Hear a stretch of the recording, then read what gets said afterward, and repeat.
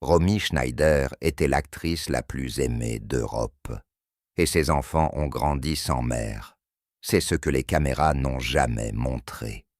Ce que les affiches de Sissi ont dissimulé pendant des décennies.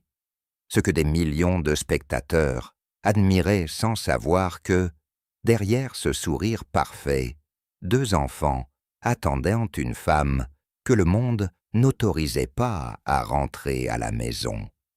J'ai passé des semaines à éplucher des archives biographiques, des documents de presse européenne et le témoignage de sa propre fille, Sarah, qui a mis 40 ans à trouver les mots pour le raconter.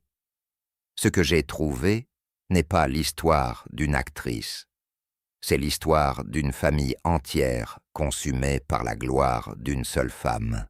David Meyen, le fils aîné de Romy, est mort à 14 ans, et dans des circonstances que personne dans cette famille n'a jamais surmontées. Et Romy ne lui a pas survécu 10 mois. Ce que la plupart des gens ignorent, et qui change complètement notre façon de comprendre cette histoire, c'est que la tragédie de ces enfants n'a pas commencé le jour où David est mort.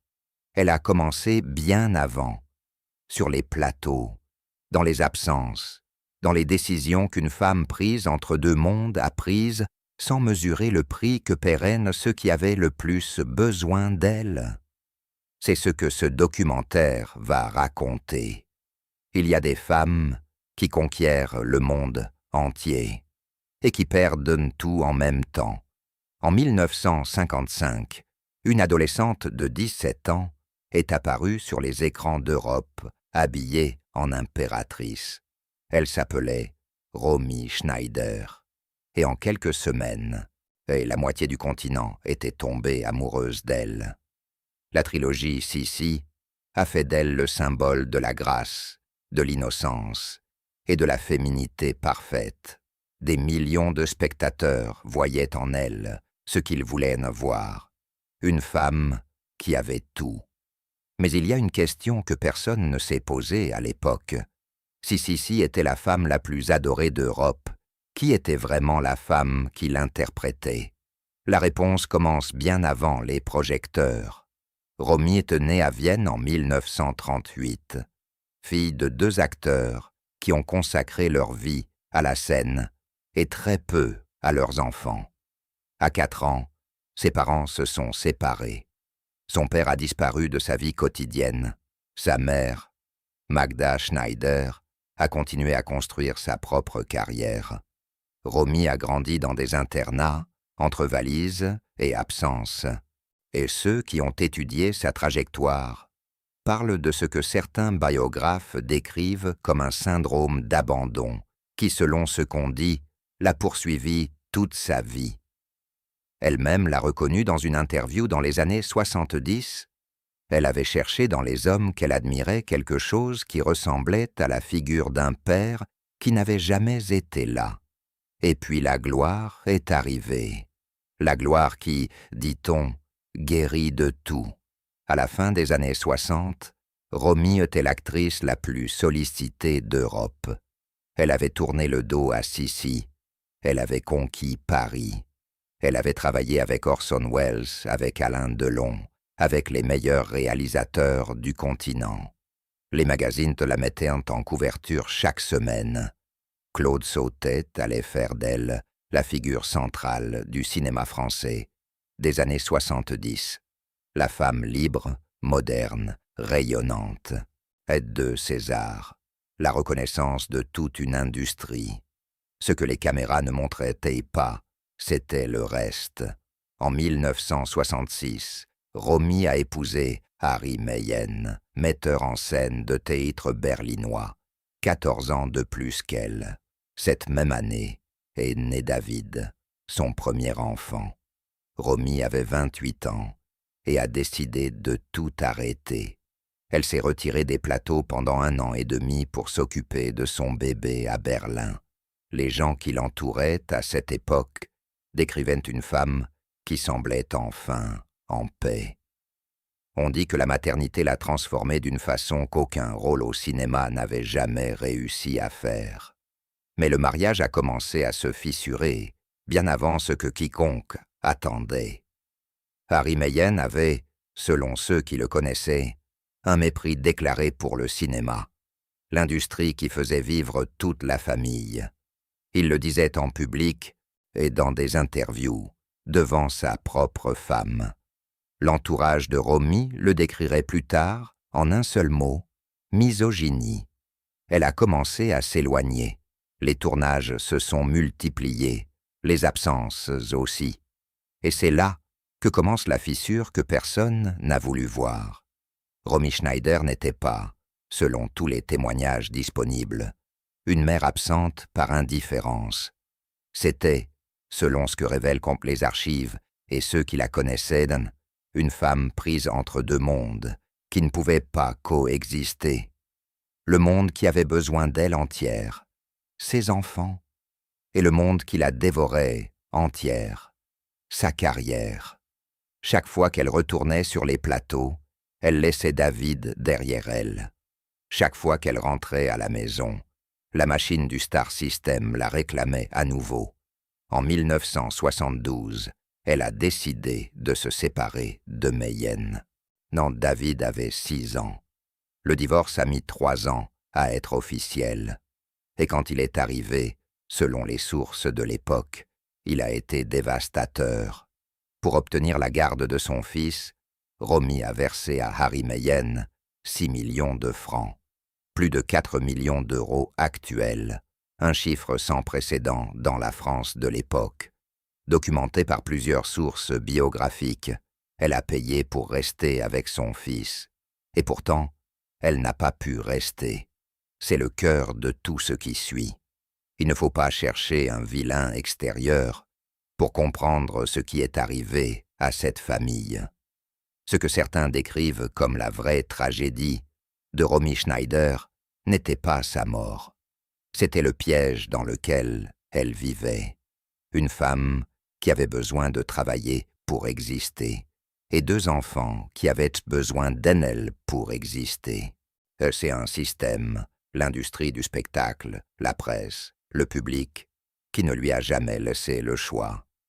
Mais ce que Romy ne pouvait pas savoir en 1975, quand elle a signé le divorce avec Meyen et épousé Daniel Boyassini, c'est que la fissure était déjà trop grande pour se refermer, et que les 6 années suivantes seraient les plus brutales de sa vie. Ce que les livres d'histoire du cinéma racontent rarement sur ses enfants pendant cette période, c'est que ce n'est pas une histoire de glamour. C'est une histoire d'absence, et de ce que l'absence fait aux enfants qui la vivent. Il y a une question que Sarah Biasini a mis 40 ans à se poser à voix haute. Comment grandit-on quand sa mère appartient à tout le monde, sauf à soi? David Christopher Meyen est né le 3 décembre 1966. Sarah Biasini est née le 21 juillet 1977. 10 ans d'écart. Et 2 pères différents. 2 enfances différentes. Mais une même expérience au centre de tout. Une mère qui était là et qui n'était pas là. Qui aimait et disparaissait. Qui revenait et repartait. Quand David est né, Romy s'est retirée du monde. 1 an et demi à Berlin, loin des plateaux, loin des caméras. Selon ceux qui l'entouraient à l'époque, c'était une mère présente, dévouée, transformée.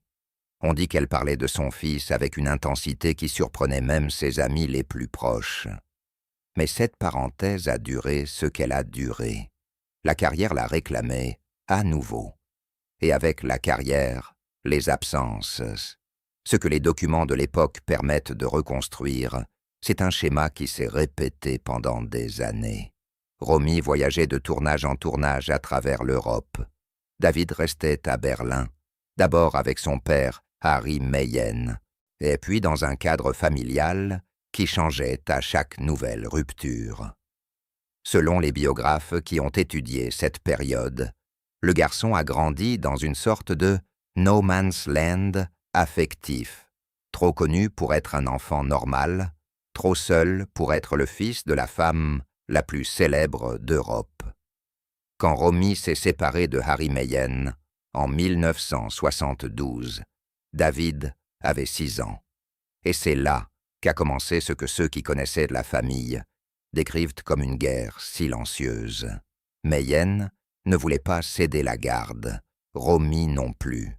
Le résultat a été, selon les sources de l'époque, l'un des divorces les plus coûteux de l'histoire du spectacle français. 6 millions de francs, plus de 4 millions d'euros actuels.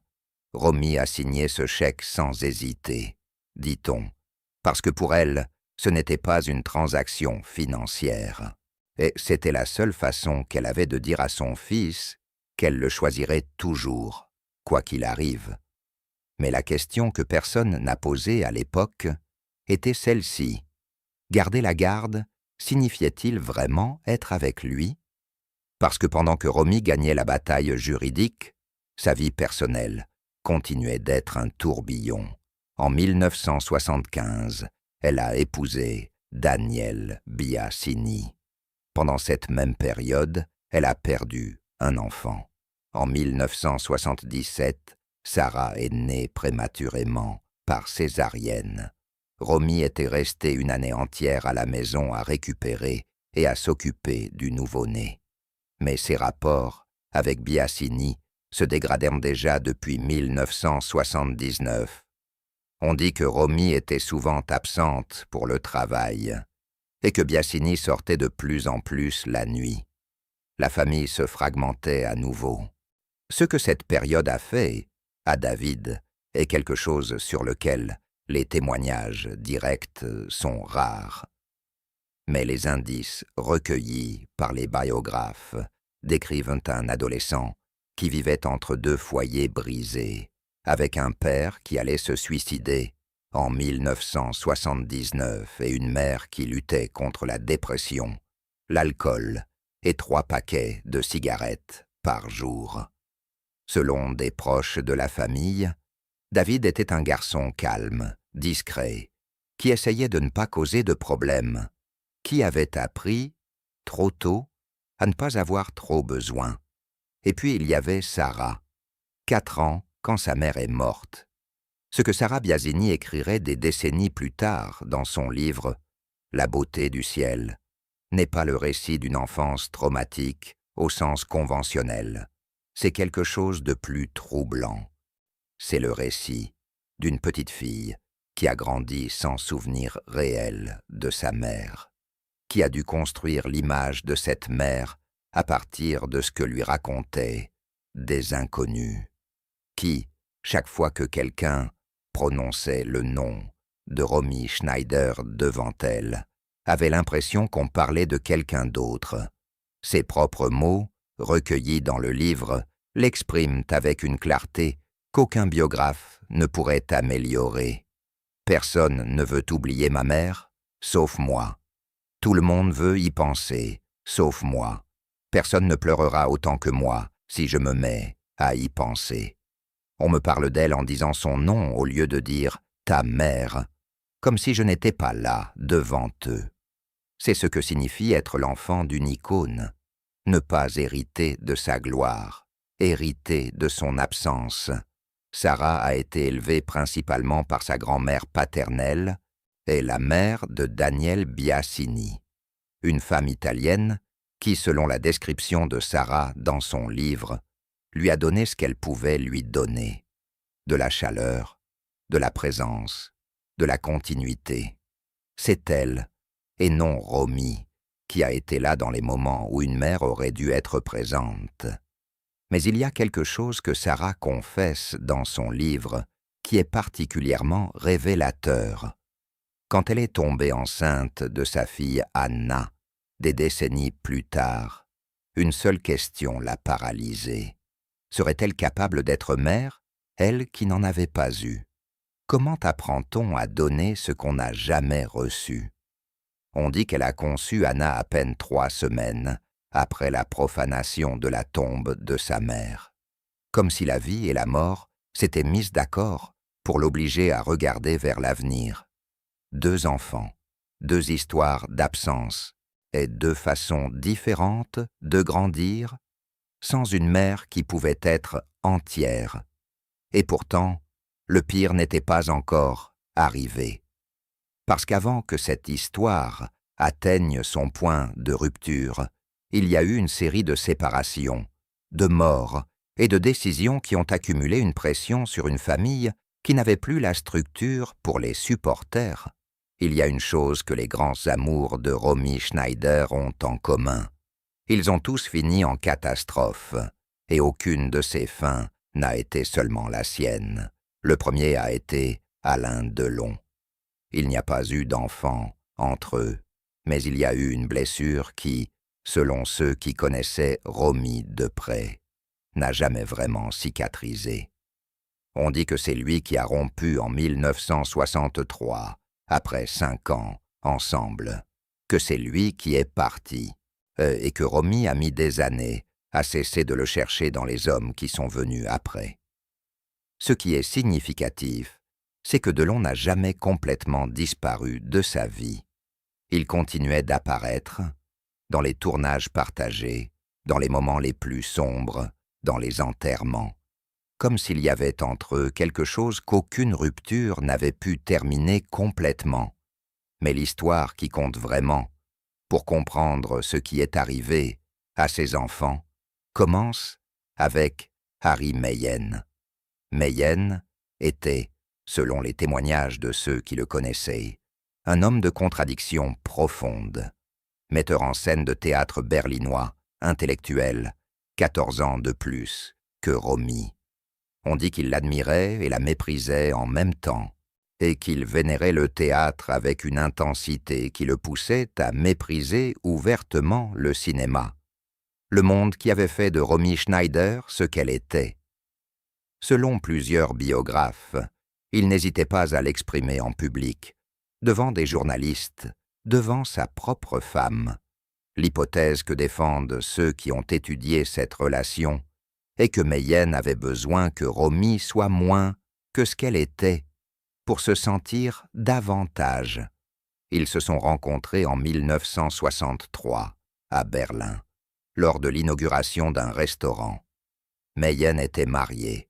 On dit qu'il a lui-même financé son propre divorce pour pouvoir épouser Romy. Cela, en soi, dit quelque chose sur la dynamique qu'ils ont construite dès le début. Il est arrivé vers elle avec urgence. Et elle est venue à lui en cherchant quelque chose qu'aucun réalisateur de cinéma n'avait pu lui donner, une figure qui resterait. Ils se sont mariés en 1966. Romy était enceinte de 5 mois. David est né le 3 décembre de cette même année. Et pendant les premiers mois, selon les témoignages de ceux qui fréquentaient le couple à Berlin, quelque chose en Romy a changé d'une façon que personne n'avait vue avant. On dit que la maternité l'a transformée, qu'elle était présente d'une manière que la scène ne lui avait jamais demandé, qu'elle parlait de David avec une intensité qui surprenait même ses amis les plus proches. Mais le mariage avait une fissure d'origine qu'aucune photo de famille ne pouvait dissimuler. Meyen méprisait le cinéma. Il le disait, il le répétait. Et Romy, dont l'identité entière était construite sur ce monde, absorbait ces mots en silence. Selon plusieurs sources biographiques, l'atmosphère à la maison s'est alourdie au fil des années. Les critiques de Meyen sont devenues plus fréquentes, plus publiques. Et Romy a commencé à chercher ailleurs ce qu'elle ne trouvait plus à la maison. Reconnaissance, liberté, air. Les tournages se sont multipliés. Sur le plateau du train, selon les chroniques de l'époque, une relation s'est nouée avec Jean-Louis Trintignant. Ce n'était pas la première fois que Romy trouvait dans un partenaire de tournage ce que son mariage ne lui donnait pas. Et ce ne serait probablement pas la dernière. En 1972, Romy a décidé de se séparer. David avait 6 ans. Ce qui a suivi a été, selon les sources de l'époque, une guerre d'usure qui a duré 3 ans. Meyen ne voulait pas lâcher la garde, Romy non plus. Et pendant que les avocats négociaient, David vivait au centre de cette tension. Un enfant de 6, 7, 8 ans, pris entre deux parents qui voulèrent le garder et qui, en même temps, étaient incapables de construire quelque chose de stable autour de lui. L'hypothèse que défendent certains biographes est que David a appris pendant ces années quelque chose qu'aucun enfant ne devrait apprendre si tôt, que les adultes qu'on aime le plus peuvent se faire du mal de façon qu'on ne peut ni contrôler ni comprendre, que le meilleur mouvement, parfois, c'est de ne pas demander trop. Le divorce est devenu officiel en 1975, et le prix, comme on le sait, a été dévastateur. 6 millions de francs, plus de 4 millions d'euros actuels. Romy a signé ce chèque, dit-on, sans hésiter. Parce que pour elle, ce n'était pas une transaction financière. C'était la seule façon de dire à son fils qu'elle le choisirait toujours, quoi qu'il arrive. Mais il y a quelque chose que les documentaires sur Romy mentionnent rarement. Mayenne a gardé l'argent, et une partie de la vie de David de toute façon, parce que la réalité pratique de la garde partagée signifiait que le garçon continuait de se déplacer entre deux mondes. Le monde de sa mère, les plateaux, Paris, les hôtels, les tournages, et le monde de son père, Berlin, le théâtre, une vie plus calme et plus sombre. Et puis, en 1975, alors que le divorce avec Mayenne se finalisait à peine, Romy avait déjà commencé une autre histoire. Daniel Bayazzini était entré dans la vie de Romy comme secrétaire, plus jeune qu'elle, franco-italien, discret et loyal dans les moments les plus difficiles. On dit que c'est lui qui la surveillait quand la dépression de 1974 la mettait à la limite, qui contrôlait qu'elle n'abusait pas des médicaments, qui s'assurait qu'elle continuait à fonctionner quand tout le reste s'effondrait. Mais il y a quelque chose dans cette dynamique qui mérite attention. Romy est arrivée à Biasini dans un état de fragilité extrême. Elle sortait d'un mariage destructeur, elle était en pleine dépression, elle buvait, elle se médicamentait, et dans cet état, elle a trouvé un homme qui prenait soin d'elle. La question que certains biographes se sont posée rétrospectivement est de savoir si ce dont Romy avait besoin à ce moment-là, c'était d'un compagnon ou d'un soutien, et si cette différence, qui semblait d'abord sans importance, a fini par se faire payer. Ils se sont mariés en 1975. Pendant cette même période, et Romy a perdu un enfant. Un coup qui, selon ceux qui l'entouraient, l'a laissé dans un silence qui durait des jours. En juillet 1977, Sarah est née, prématurément, par césarienne, à Gassin, dans le Var. Romy Sowarneliasos restait une année entière à la maison. À nouveau le même schéma qu'avec David, le dévouement total, le retrait du monde, la femme qui essayait d'être mère avant d'être actrice. Mais quelque chose était différent cette fois. David avait 10 ans, et ce retour à une mère qui avait encore une fois disparu pendant 1 an, cette fois pour s'occuper de sa petite sœur nouveau-née, est quelque chose sur lequel les témoignages n'entrent pas dans les détails. Ce qu'on peut reconstituer, c'est que la dynamique familiale pendant ces années était, selon ce que révèlent les sources disponibles, profondément instable, et Romy entre tournage et période d'effondrement. Biasini de plus en plus absent la nuit. David naviguant entre la maison de sa mère à Paris et les souvenirs d'un père qui se détruisait à Hambourg. Parce que Harry Mayenne coulait. En 1979, Romy était en vacances au Mexique avec Sarah quand le télégramme est arrivé. Harry Mayenne s'était suicidé à Hambourg. Il s'était pendu. David avait 12 ans. Romy est rentrée immédiatement depuis Acapulco. On dit qu'elle est arrivée dévastée. pas seulement par la mort d'un homme qu'elle avait aimé, avec qui elle avait eu un fils, avec qui elle avait partagé des années de sa vie, mais parce que cette mort signifiait pour David. Son fils venait de perdre son père, à 12 ans, sans avertissement, sans possibilité d'adieu, selon l'hypothèse que défendent plusieurs biographes. Mais ce moment a marqué un avant et un après dans la relation entre Romy et David. La culpabilité que Romy portait déjà à cause des absences des années précédentes s'est multipliée, et David, selon ce qu'on peut déduire des témoignages indirects disponibles, a absorbé la mort de son père de la seule façon qu'il avait appris à absorber les choses difficiles, en silence, sans demander d'aide. Il n'y a pas de témoignage direct sur la façon dont David a vécu ces mois. Mais ceux qui connaissaient la famille décrivent un adolescent qui s'est renfermé, plus réservé, plus fermé, qui continuait d'être ce garçon, qui essayait de ne pas causer de problèmes, qui avait appris, trop tôt, que les adultes qui l'entouraient portaient déjà trop. Et pendant que David absorbait tout ça en silence, le deuxième mariage de Romy s'effondrait lui aussi.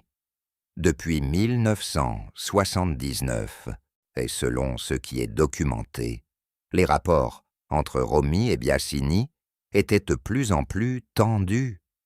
Romy tournait sans arrêt. Biasini, dit-on, sortait de plus en plus la nuit. La distance entre eux avait grandi jusqu'à un point que ni l'un ni l'autre ne semblait vouloir reconnaître à voix haute. Le divorce est devenu officiel en février 1981. Sarah avait 3 ans. Biasini est parti vivre à Los Angeles et Romy s'est retrouvée seule, avec une fille de 3 ans, avec un fils de 14 qui portait depuis 2 ans la mort de son père, avec un rein qui donnait des signes d'alarme et avec une carrière qui continuait d'exiger d'elle ce qu'elle n'avait plus. Il y a une image de Romy Schneider de cette période, début 1981, que ceux qui l'ont vue en personne ont décrite d'une façon qui n'apparaît dans aucune couverture de magazine. Et ils disaient qu'elle était toujours belle, qu'elle était toujours Romy, mais qu'il y avait quelque chose dans ses yeux qui n'était pas là avant, une sorte de distance, comme si une partie d'elle n'était déjà plus tout à fait présente. L'hypothèse que défendent ceux qui la connaissaient pendant cette période, c'est que Romy savait, d'une façon qu'elle ne pouvait pas articuler, que tout s'approchait trop près de la limite, que les années d'absence, de ruptures et de pertes avaient vidé quelque chose qui ne pouvait plus se remplir avec des tournages ni des couvertures de magazines. Ce que personne dans cette famille ne pouvait imaginer au printemps 1981, c'est que l'été qui approchait allait tout terminer. Parce que le 5 juillet 1981, un dimanche après-midi, David Meyen est parti faire un tour à vélo. Et il n'est pas rentré. Il y a des dates qui coupent tout en deux. Ce qu'il y avait avant et ce qui reste après. Le 5 juillet 1981 est l'une de ces dates. C'était un dimanche. David Meyen avait 14 ans. Il avait passé l'après-midi à Saint-Germain-en-Laye, chez les parents de Daniel Biasini, son ex-beau-père, avec qui, dit-on, il avait gardé une relation proche, même après le divorce de ses parents. C'était une visite habituelle, un dimanche comme un autre pour un adolescent, qui avait appris à se déplacer entre différentes maisons, différentes villes, différentes versions de ce que censément est une famille. Il était sorti à vélo le matin. Il avait assisté à une course cycliste à Montesson. Des choses d'adolescent, un dimanche normal. En fin d'après-midi, David est revenu à la propriété des Biasini. Le portail d'entrée, haut, en fer, et avec des pointes métalliques, en haut, était fermé. Selon les sources de l'époque, David avait escaladé ce même portail à d'autres occasions. C'était quelque chose qu'il faisait habituellement quand il trouvait la grille fermée. Un geste automatique, sans drame. Le genre de choses que font les adolescents, qui ont appris à ne pas déranger, à ne pas sonner, à ne pas demander qu'on leur ouvre. Ce jour-là, il a perdu l'équilibre. Il est tombé sur les pointes métalliques.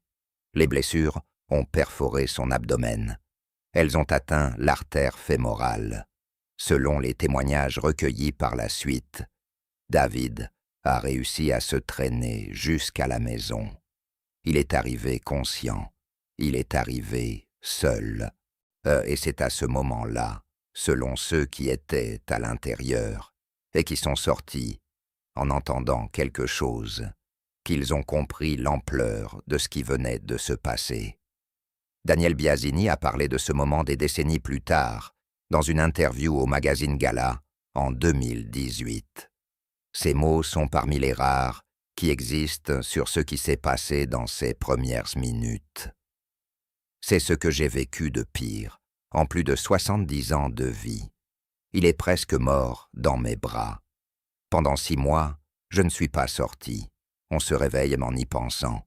C'est un moment terrible. Les secours sont arrivés.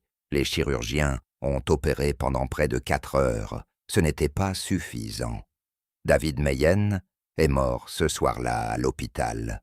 Romy était à Paris quand on l'a appelée. On dit qu'elle est partie immédiatement vers l'hôpital. Et il y a des versions qui soutiennent qu'elle est arrivée avant que David meure. D'autres suggèrent qu'elle est arrivée quand c'était déjà trop tard. Ce que les témoignages disponibles ne précisent pas, ou ne s'accordent pas à préciser, c'est exactement ce qui s'est passé pendant ces heures à l'intérieur de l'hôpital. Ce qu'ils documentent unanimement, c'est l'état dans lequel Romy en est sortie.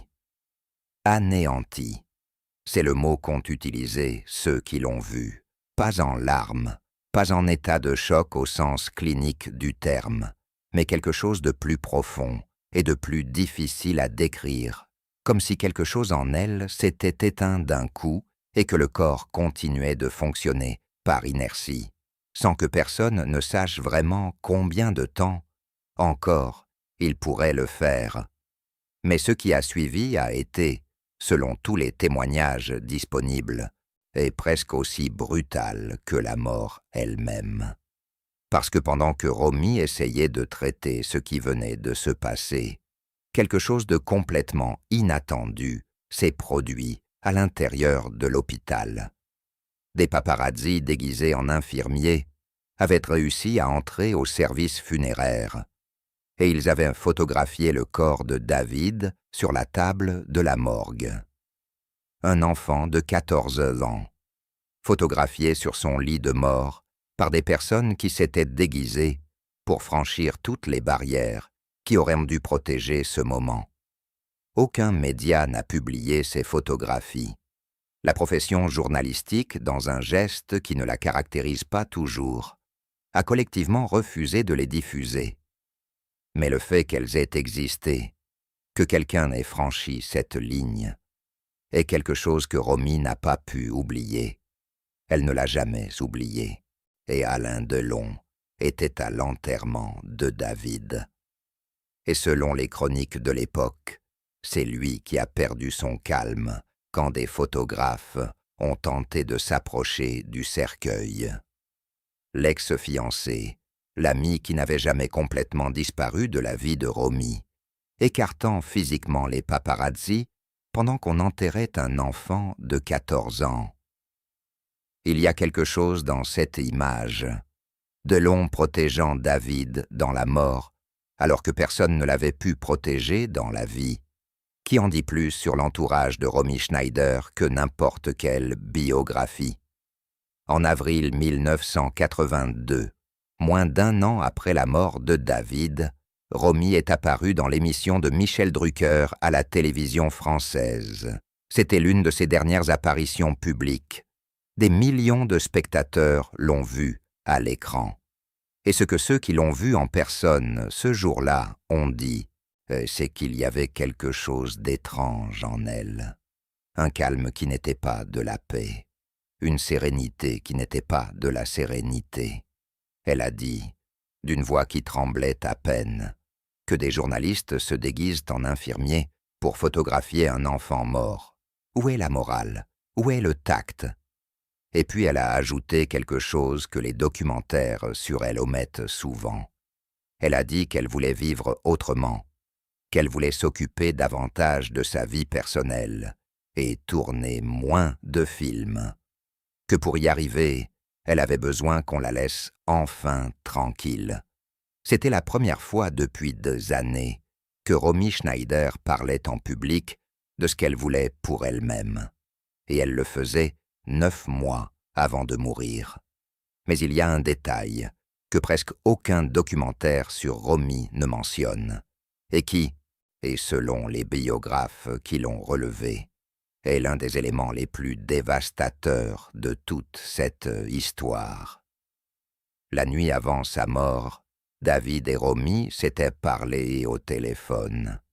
Et selon ce qu'on dit, selon ce que recueillent certaines sources biographiques sans confirmation officielle, ils s'étaient séparés en colère.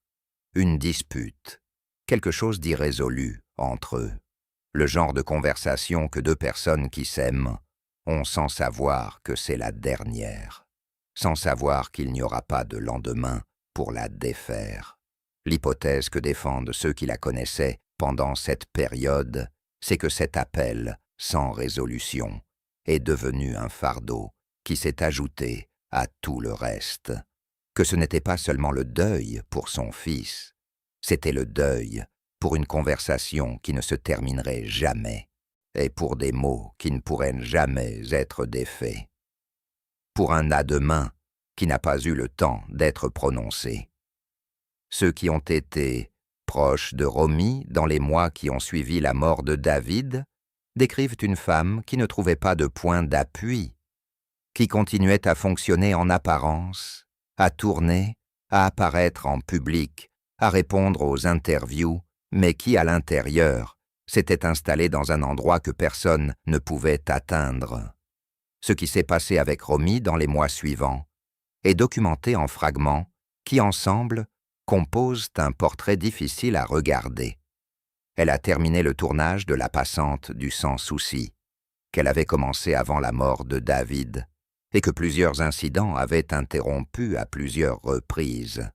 Elle s'est accrochée à ce projet, dit-on, et comme à une raison de continuer à se lever le matin, pour continuer à avoir un endroit où aller et un rôle à jouer. Parce qu'en dehors du plateau, selon les témoignages de ceux qui l'entouraient pendant cette période, le vide était trop grand.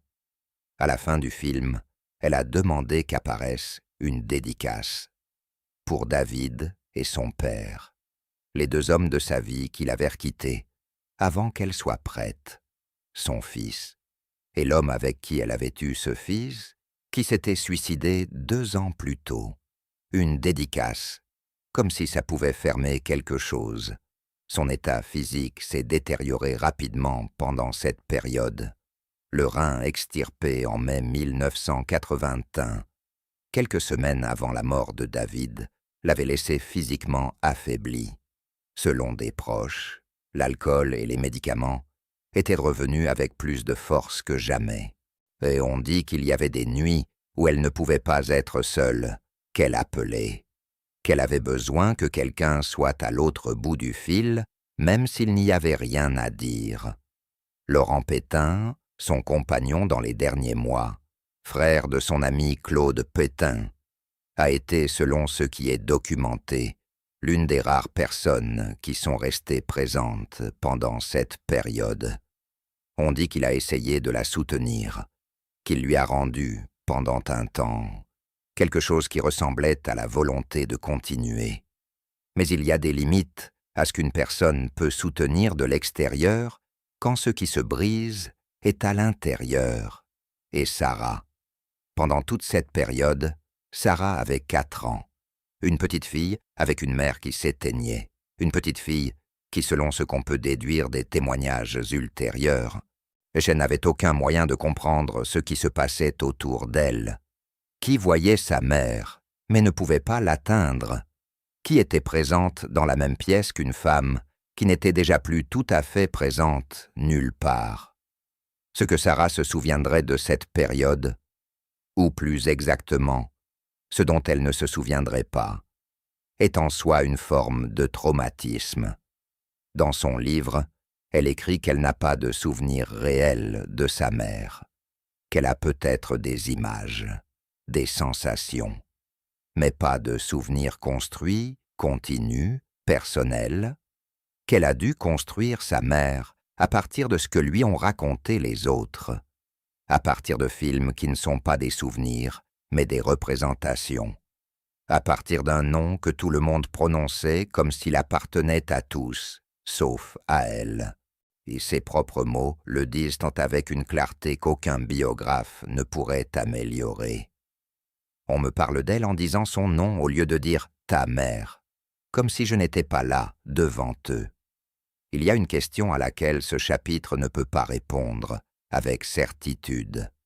Et c'est de savoir si Romy, dans ces derniers mois, était consciente de ce qui arrivait à sa fille pendant qu'elle coulait.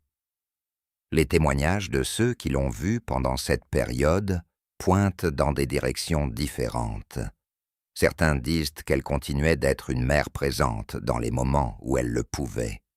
D'autres suggèrent que la douleur avait créé une distance qu'elle-même ne pouvait pas contrôler, qu'elle voulait être là pour Sarah, mais qu'elle ne savait plus comment y arriver.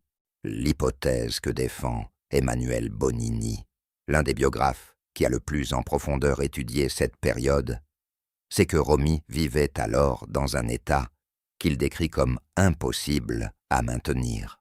Trop de coups en trop peu de temps, le divorce, l'opération, la mort de David, l'appel sans résolution, les paparazzis à la morgue, et par-dessus tout ça, une fille de 4 ans qui avait besoin d'une mère entière quand il ne restait plus rien d'entier. Ce qui est un fait documenté, confirmé, sans hypothèse. C'est que le 29 mai 1982, 10 mois après la mort de David, Laurent Pétain a trouvé Romy Schneider sans vie dans son appartement parisien.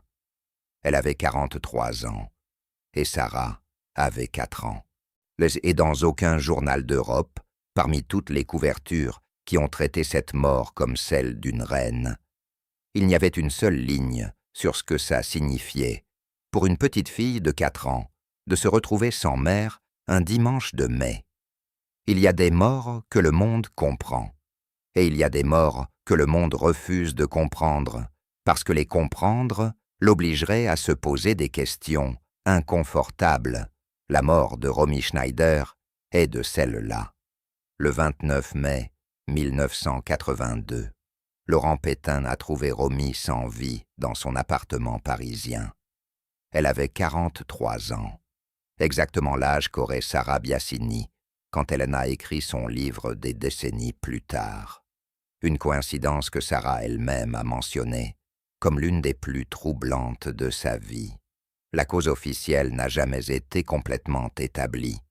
La version la plus répandue parle d'un arrêt cardiaque, aggravé par la détérioration physique des dernières années, le rein extirpé, l'alcool, les médicaments. Mais l'hypothèse du suicide a circulé depuis le premier jour. Certains biographes la soutiennent, d'autres la rejettent. Claude Pétain, créatrice de mode, et l'une de ses amies les plus proches, a déclaré des années après que Romy ne s'était pas suicidée, qu'elle avait été avec elle ce soir-là, qu'elle l'avait raccompagnée chez elle après une soirée tranquille, que Romy avait même refusé un tranquillisant pour dormir. Selon cette version, c'est le corps qui a capitulé, pas la volonté. Mais il y a quelque chose sur lequel toutes les versions s'accordent. Romy Schneider n'est pas morte d'un arrêt cardiaque au sens strictement médical du terme, elle est morte d'accumulation, de tout ce que son corps et son esprit avaient absorbé sans pouvoir le traiter. La mort de David, l'appel sans résolution, les paparazzis à la morgue, le divorce, l'opération du rein, les années d'absence qui ne pouvaient pas se défaire, le poids d'être Sissi quand la seule chose qu'elle voulait était d'être mère. 10 mois. C'est ce que Romy Schneider a survécu à son fils. La presse l'a pleuré comme une déesse. Les couvertures l'ont rappelée, radieuse, parfaite, éternelle. On dit qu'en Autriche, en Allemagne et en France, la réaction populaire a été comparable à celle d'un deuil national. Le mythe de Sissi s'est refermé sur lui-même, l'impératrice tragique, la femme qui a tout donné et tout perdu. Mais dans aucune de ces couvertures n'apparaissait une petite fille de 4 ans qui venait de se retrouver sans mère. Et Sarah Biasini a été élevée par sa grand-mère paternelle, la mère de Daniel Biasini, une femme italienne qui, selon la description de Sarah dans son livre, lui a donné ce qu'elle pouvait lui donner, de la chaleur, de la présence, de la continuité. Daniel Biasini est revenu de Los Angeles quand il a appris que Romy était malade. Il était présent dans les derniers mois, mais Sarah a grandi, pour l'essentiel, sans aucun de ses 2 parents biologiques au sens plein du terme. Ce que l'héritage de Romy a laissé à sa fille n'était pas du glamour. C'était une question qui a mis des décennies à se formuler. Qui était vraiment sa mère, au-delà du personnage que le monde avait décidé qu'elle était? Sarah est devenue actrice de théâtre. Et on dit qu'elle a choisi le théâtre précisément, parce que c'est l'espace le plus éloigné du type de gloire qui a détruit sa mère. Sans caméra permanente, sans couverture, sans le mécanisme qui transforme une personne en symbole avant qu'elle ait pu être simplement une personne. Elle a rencontré des acteurs et des réalisateurs qui avaient travaillé avec Romy. Michel Piccoli, Claude Sautet, Alain Delon, selon ce qu'elle raconte dans son livre. Chacune de ces rencontres la perturbait d'une façon particulière. Non pas parce qu'elle lui rendait sa mère, mais parce qu'elle lui rendait une version de sa mère qu'elle n'avait pas connue. Une femme vivante, complexe, drôle parfois. Une femme qui existait au-delà de la douleur que Sarah avait héritée. On dit que c'est dans ces rencontres que Sarah a commencé à comprendre quelque chose que le deuil lui avait caché pendant des années. Que Romy Schneider n'était pas seulement la mère absente. C'était aussi une femme qui aimait avec une intensité que le système dans lequel elle vivait ne lui permettait pas d'exprimer de la façon qu'elle aurait voulu. Quand Sarah est tombée enceinte de sa fille Anna en 2018, le monde s'est à nouveau organisé d'une façon qu'elle-même décrit comme inexplicable. 3 semaines avant, la tombe de Romy au cimetière de Boissy-sans-Avoir avait été profanée. Sari avait reçu l'appel de la gendarmerie un lundi matin. Et 3 semaines après, elle a su qu'elle attendait une fille. L'hypothèse que Sarah ne formule pas explicitement dans son livre, mais qui flotte dans chaque page, c'est que ce moment a été une sorte de continuité forcée. Comme si la vie lui disait que le deuil était terminé, que c'était le moment de construire plutôt que de pleurer. Elle a appelé sa fille Anna, un prénom qui, comme elle l'a souligné elle-même avec humour, est un palindrome. Il se lit pareil dans les 2 sens, comme si le temps, dans cette famille, avait toujours fonctionné ainsi, vers l'avenir et vers le passé en même temps. Ce que Sarah Biasini a construit avec ce livre n'est pas une vengeance ni un règlement de compte. C'est, selon ceux qui l'ont lu, quelque chose de plus difficile et de plus honnête. C'est la tentative d'une femme de séparer sa mère de l'icône, de garder la personne et de laisser partir le mythe, et de dire à sa fille qu'il y a eu une femme nommée Romy Schneider qu'il aimait, même si le monde ne lui a pas laissé le montrer de la façon qu'elle aurait voulu. Et il y a une phrase dans ce livre qui résume, mieux que n'importe quelle biographie, ce que ça signifie d'avoir été l'enfant de Romy Schneider. Sarah écrit que dans sa famille, Ils ont appris très tôt que rien n'est permanent, qu'il faut dire les choses importantes à chaque rencontre, au cas où ce serait la dernière. Ce n'est pas une leçon de vie, c'est le résultat d'avoir perdu trop tôt. Romy Schneider a interprété Sissi pendant des années.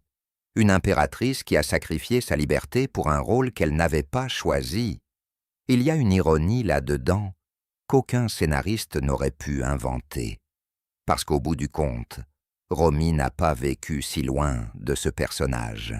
Mais elle aussi a sacrifié quelque chose qui ne se récupère pas, le temps avec ses enfants, pour un rôle que le monde lui avait assigné avant qu'elle puisse choisir.